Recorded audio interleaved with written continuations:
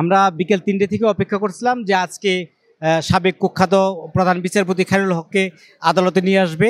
এর জন্য আইনজীবী সহ সাধারণ জনগণ, উৎসুক জনতা এ কোর্টে ভিড় করেছিল এবং প্রচুর আইন শৃঙ্খলা রক্ষা বাহিনী এবং সেনাবাহিনী আসছে।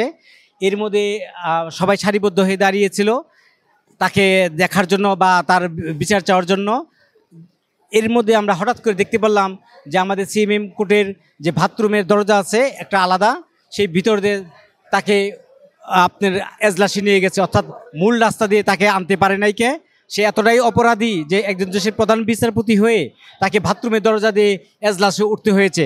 উনি যে প্রধান বিচারপতি, আজকে উনি দাঁড়াবে একজন ম্যাজিস্ট্রেট কোর্টে, অর্থাৎ উনার মূল্যায়ন, উনার যে কর্ম, আজকে উনার কর্মের ফল উনি পেয়ে গেছে।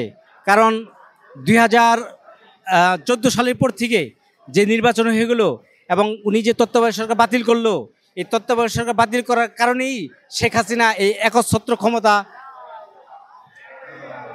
10 মিনিটের সময় দেন, আমরা আমাদের ক্লায়েন্ট সাবেক প্রধানমন্ত্রী বেগম খালেদা জিয়ার সাথে পরামর্শ করে এসে হিয়ারিং করি।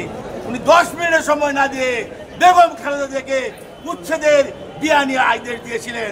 আজকে আমরা এই কথাগুলি বললাম, এই দেশে হাজার হাজার মানুষকে হত্যার জন্য সে দায়ী, শত শত মানুষকে গুম করার জন্য সে দায়ী এবং লক্ষ লক্ষ মানুষের বিরুদ্ধে হামলা মামলার একমাত্র সেই দায়ী। আজ তিনি বিচারের সম্মুখীন হয়েছেন।